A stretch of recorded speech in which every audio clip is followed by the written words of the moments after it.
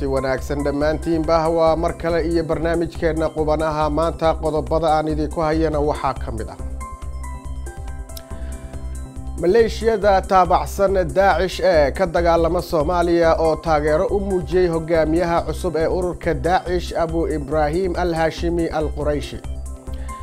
Iran oo maanta laga xusay 40 sano guurada ka soo wareegtay markii arday ay gudaha safaaradda Mareykanka afduub ugu qabsadeen 52 qof oo Mareykana oo u badnaa diblomaasiyiin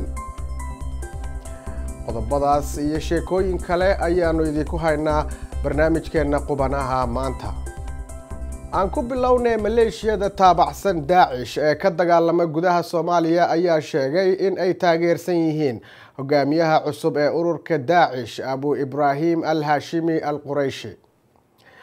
al-Qurayshi ayaa kooxda Daacish ay magacawday Khamiistii in uu bedelo Abu Bakr al-Baghdadi oo lagu dilay howlgal ay sameeyeen ciidamada Mareykanka 12 maalmood ka hor maleeshiyadka Daacish ee Soomaaliya ayaa fariin ay soo dhigeen barta Telegramka ku sheegay in ay baayacayeen Abu Ibrahim al-Hashimi al-Qurayshi talaabada ay baayacada ku bixisay Daacish ayaa la mid ah beecooyin ay sameynayeen maalmihii la soo dhaafay faracyada taabacsan ururka Daacish ee ku sugan meelo kala duwan oo dunida ah la yahaatan macada sida geerida Abu Bakr al-Baghdadi ay saameyn ugu yeelan karto kooxaha kala duwan ee ka howlgala wadamada Afrika iyo Asia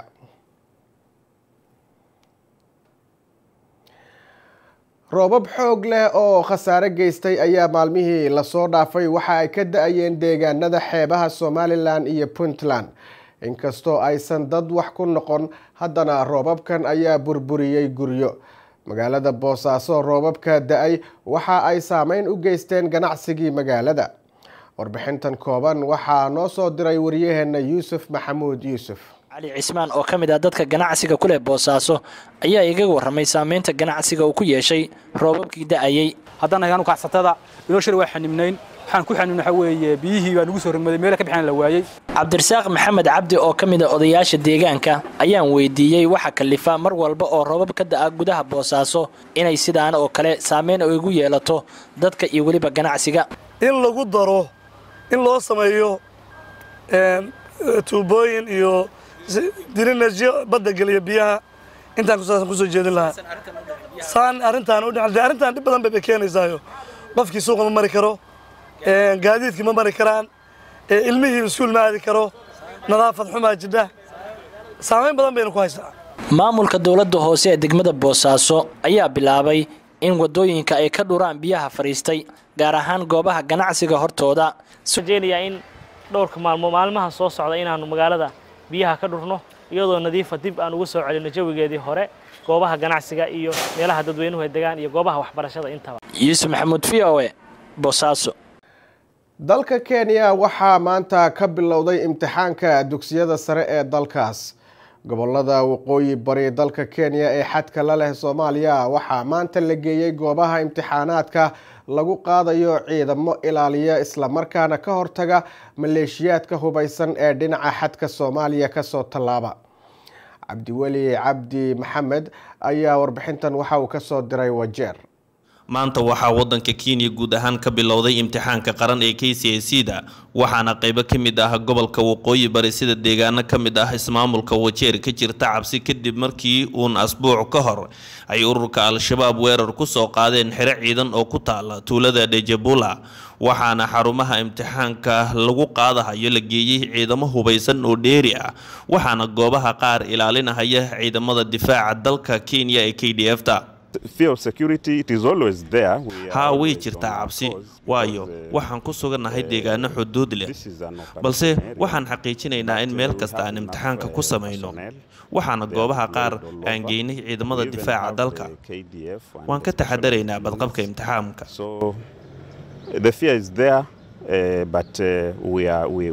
organized we have taken care of the security aspect ilaa 300 ayaa sanadkan ku korodhay ardada imtixaanaadka qaran ee dugsiyada sare ee magaciisa loo soo gaabiyo KCSE-da ismaamulka Wajeer marka loo eego sanadkii hore 2018 iyo 2019 tafaawudkii maaragtay ama isbedelka ka dhacay way kordhismeen caruurta wiilasha iyo gabdhaha waa kordhismeen 350 yaa dheeraad sanadkan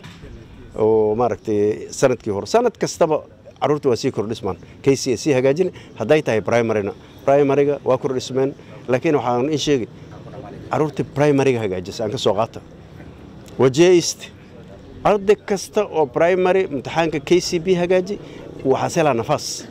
wajeeyst asku fadhiisto oo galaas ku taga waliba waxa jira surplus ama dheeraad 500 cunug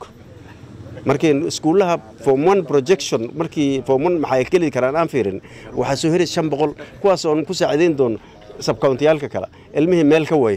dhanka kale waxaad moodaa sanadkan in ay dawladdu muujinayso howlgal ballaaran oo looga soo horjeedo in la sameeyo wax isdabamarin ah inta uu socdo imtixaanku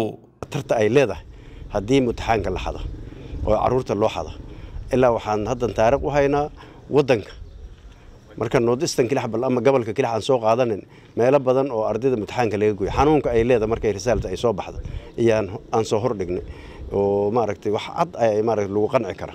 yaan hordhignay soo sidii la aligeed waxaan qaybaynaa sanadkan imtixaan qiimo leh oo xaq cunuga aad leeyahay in ay ku soo bixi doonto Cabdul Abdi Maxamed VOA Wajeer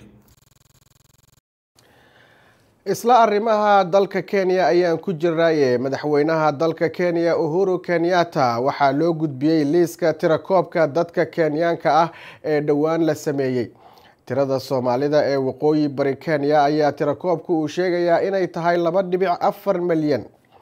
haddaba faahfaahinta waxaa inoo haya wariyaheena Khadar Maxamuud Xareed oo hadda ku sugan magaalada Nairobi Khadar haye waad mahadsantahay dalkan Kenya waxa maanta lagu dhawaaqay natiijada tirakoobkii ay dawladda Kenya ay bishii August ay sameysay taas oo xarunta tirakoobyada ee qaranka ee dalkan Kenya ay maanta kama dambeystii ay soo saartay natiijada iyadoo madaxweynaha dalka Uhuru Kenyatta uu dalka u jeediyay natiijada tirakoobkii ay dawladdu ay sameysay madaxweynaha Uhuru Kenyatta oo ku dhawaaqay natiijada tirakoobka waxa uu sheegay in tirakoobkii la sameeyay natiijadiisa ay tahay 47.6 milyan oo qof oo ku nool dalkan Kenya oo ka soo baxday natiijada tirakoobkan 2019 ee dawladda Kenya ay qabatay waxa sidoo kale xusid mudan in marka loo barbar dhigo sanadkii 2010 oo ay dawladda tirakoobkan lamida ay sameysay ay ku korortay bulshada dalkan ku dhawaad 9 milyan oo qof waxaana sanadkii 2010 ay dawladda ay sameysay tirakoobkan ay dadka dalkan ay gaarayeen ama lagu sheegay 38.6 milyan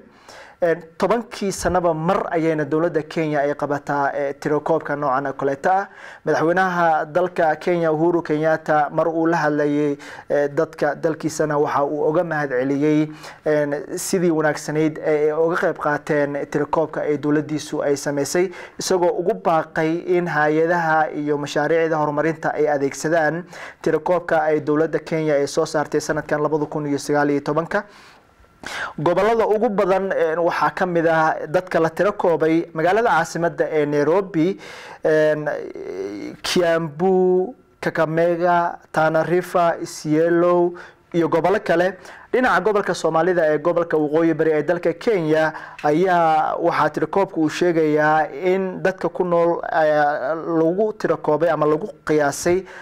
2.4 milyan inkastoo ay soo baxayaan cabashooyin ka imaanaya mas'uuliyiinta xildhibaanada iyo siyaasiyiinta kala duwan ee gobolka waqooyi bari ee Kenya oo sheegaya in tirakoobkaas ama tiradaasi 2 milyan iyo 0.4 ah ee gobolka Soomaalida lagu sheegay ay sheegayaan inay ka badan yihiin dadka gobolkaasi ku nool marka guud ahaan aad ayaa loo hadalhayaa tirakoobka ay dawladda ay maanta soo saartay inkastoo aysan wali ay siyaasiyiinta ama xildhibaanada laga soo doortay gobolka waqooyi bari ee Kenya aysan hadalka madambeysa ay soo saarin oo aysan warbaahinta la hadlin aad iyo aad baa mahadsan tahay Khadar Maxamuud Xareed ugu dambeyntiina kumanaan qof ayaa maanta waxa ay ku hor mudaharaadeen banaanka safaaradii hore ee Mareykanku uu ku lahaa magaalada Tehran ee xarunta dalka Iran si ay u xusaan 40 sano guuradii kasoo wareegtay markii koox arday Iiraaniyiin ah ay gudaha safaaradda afduub ugu qabsadeen 52 qof oo muwaadiniin Mareykan ah oo u badnaa diblomaasiyiin. Mudaharaadayaasha ayaa watay boorar ay ku qornaayeen erayo ka dhan ah Mareykanka. Telefishinka qaranka Iiraan ayaa baahiyay muuqaallo muujinaya in banaanbaxyo la mid ah kii Tehraan oo ka dhacaya dhowr magaalo oo kale oo ku yaala Iiraanna ay jiraan. Khudbad uu ka jeediyay caasimadda Tehraan ayuu taliyaha ciidanka qalabka sida ee Iiraan Generaal Cabduraxiim Musavi waxa uu ku sheegay in Mareykanka uu sii wadi doono cadowtinimada uu u hayo Iiraan, waxaana uu ku tilmaamay Mareykanka sida dib qallooca oo kale, isaga oo yiri waanu burburin doonaa dib qallooca. Xiriirka diblomaasi ee Mareykanka iyo Iiraan ayaa gaaray halkii ugu xumaa sanadkii 1979 kadib markii koox arday ah oo Iiraaniyiin ah ay afduub ugu qabsadeen xarunta safaaradda Mareykanka ee Tehraan ilaa iyo 52 qof oo muwaadiniin Mareykan ah oo u badnaa diblomaasiyiin iyo qoysaskooda. Muwaadiniinta Mareykanka ayaa la haystayaal u ahaa ardaydaasi muddo 444 maalmood ah laga soo bilaabo 4 November ee sanadkii 1979 ilaa iyo 20 Janaayo sanadkii 1981. Haatana daawadayaal ku soo dhawaada xubintii ciyaaraha waxaa inoo haya wariyaheena Maxamuud Mascade. wanaagsan daawadayaal dhammaantiinba kuna soo dhawaada xubinta ciyaaraha ee barnaamijkeena qubanaha maanta. waddanka Jarmalka haddii aan ku bilaabo kooxda kubadda cagta ee Bayern Munich ayaa waxay doonaysaa ciddii ay ku bedeli lahayd macalinkoodii Niko Kovac oo maalintii shalay ahayd ay shaqada ka erisay kadib markii sabtidii Bayern Munich lagaga soo badiyay 5 gool iyo 1 oo kooxda Eintracht Frankfurt ay soo dubatay, taasi oo keentay in kooxda kubadda cagta ee Borussia Mönchengladbach ay la wareegto hogaanka horyaalka waddanka Jarmalka oo 4 dhibcood ay ka sare marto kooxda kubadda cagta ee Bayern Munich. Bayern Munich ayaa haatan waxay doonaysaa baa leeyahay macallimiin ay kamid yihiin macallinkii hore ee Arsenal Arsene Wenger iyo macallinkii hore ee kooxda kubadda cagta Juventus Massimiliano Allegri oo isagu tan iyo sanadkan bartamihiisii markii uu ka tagay kooxda kubadda cagta ee Juventus aan wax shaqo ahaynin. sidoo kale macallimiinta la hadalhayo waxaa kamid ah tababarihii hore ee kooxda kubadda cagta Manchester United tababare Jose Mourinho. ugu dambeyntiina ciyaaraha kubadda kolayga ee waddankan Mareykanka oo meel xiiso badan maraya haddii aan soo qaato kooxda kubadda kolayga ee Miami Heat ayaa habeenkii xalay ahaa waxay dhibco gaarayeen 29 dhibcood kaga badisay kooxda kubadda kolayga ee Houston Rockets. Miami Heat ayaa noqotay kooxda la yaabka ee sanadkan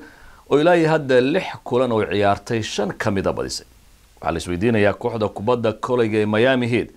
wacdarahan iyo dardarta ay la soo gashay horyaalkan NBA-du halka uu ka yimid iyo meesha ay gaari doonto. kooxda kubadda kolayga ee Lakers ayaa iyaduna kamid ah kooxaha guulaha wacan ka gaaraya ciyaaraha kubadda kolayga ee waddankan Mareykanka xilli ciyaareedkan. ayna habeenkii xalay ayana ka soo badisay kooxda San Antonio Spurs oo 196 ayay ku guuleysatay kooxda Lakers oo sanadkan ku hubaysan xidigo caan ka ah waddankan Mareykanka oo ay kamid yihiin LeBron James iyo ciyaaryahan Davis. waxaa la isweydiinayaa Lakers iyo LeBron James xilli ciyaareedkan koobka kubadda kolayga ee waddanka Mareykanka ma ay ku guuleysan doonaan. waxaa jawaabta la heli doonaa bisha June marka la soo gabagabeeyo. daawadayaal xubinta ciyaaruhu waa naga intaa tan kulan dambe waa Mascado idila sida iyo nabad gali. daawadayaal intaasna waxaa ku eg barnaamijka qubanaha maanta oo London idinkaga imanayay anigoo Ridwaan Xaaji ayaan idinla socodsiinayay. haddii eebaha uu daliyay idmo intaaynu kulmi doono barito waxaan idin leeyahay nabad gelyo.